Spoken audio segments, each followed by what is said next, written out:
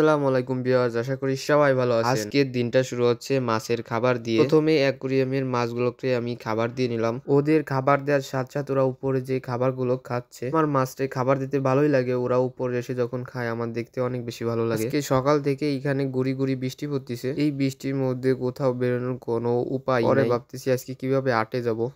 পর আমি আমার চাচাতো ভাইদের বাসার দিকে রওনা দিছি। আর ওই দূরে দেখতে পাই একজন নাইকেল গাছে উঠে নাইকেল পারছে। এইদিকে আমি ওদের বাসায় ঢুকে দেখি ও রিল্যাক্সে টিভি দেখতেছে। টিভি দেখে কি মনোযোগ দিয়ে দেখে। আর ওর অ্যাকোরিয়ামে সারা বাড়ি একটা মাছ আছে, তাও দেখাতে পারলাম না আপনাদেরকে। পর আমি বের হয়ে গেলাম। আমরা সবাই হাটে এসে হাট থেকে একটা গরু পছন্দ করে কিনে নিলাম। তো আপনাদের হাটের যে দৃশ্যটা ওটা দেখাতে পারিনি, আর কেনার সময়ও ভিডিওটা করতে পারিনি, বৃষ্টি ছিল এজন্য। তারপর গরুটাকে আমরা একটা জায়গায় নিয়ে যাচ্ছি। এই জায়গায় গরুটাকে বাঁধবো, বাঁধার পর পরে বাসায় নিয়ে যাব। যে থেকে গরুটা কিনছি তারা এই গাছটার সাথে গরুটাকে বাঁধতেছে। গরুটা দেখতে আমার কাছে খুবই ভালো লাগতেছে। এবার আমাদের মোট 2টা গরু কিনা হয়েছে, এই একটা আরেকটা গরু আপনাদেরকে ভিডিও শেষে দেখাবো। প্রথমে গরুটাকে তারা বাঁধতেছে, তারপর বাসার দিকে নিয়ে যাবে। গরুটা আমার কাছে অনেক অনেক বেশি ভালো লাগতেছিল। কোন একটা গাড়ি ঠিক করে গরুটাকে বাসায় নিয়ে যাওয়া হবে। তারপর গরুটাকে বাসায় নিয়ে আসা হলো। বাসায় আনতে আনতে গরুটার গা গতর ভরে গোবর মেখে রয়েছে। কোন গরুটাকে গোসল করানো হবে, তারপর কে নিয়ে যাওয়া হবে মাঠে, যেখানে কোরবানির জন্য ওকে জবাই করা হবে। দিকে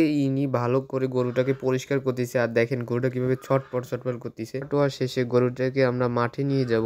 ভালো করে গরুটাকে পরিষ্কার করে দিচ্ছে। গরুটা দেখতে কেমন লাগতেছে আপনারা অবশ্যই কমেন্ট করে বলবেন। তো পরই গরুটাকে মাঠের দিকে নিয়ে যাওয়া হবে। গরুটার দিকে তাকালে আমার খুব খুব মায়া লাগতেছে। আর আপনাদের আমাদের দ্বিতীয় গরুটা দেখাই। এই দেখেন আমাদের দ্বিতীয় গরুটাও, এইটা হচ্ছে লাল আর ওইটা ছিল একটু লাল আর সাদা বর্ণের। আপনাদের কাছে কোন গরুটা বেশি ভালো লাগছে অবশ্যই কমেন্ট করে বলবেন। আমার কাছে তো দুইটা ভালো লাগতেছিল, আর এটা দেখেন একটু তেজি স্বভাবের ছিল। এই গরুটাকে কোনো মুহূর্তে সামলায় রাখা যাচ্ছিল না।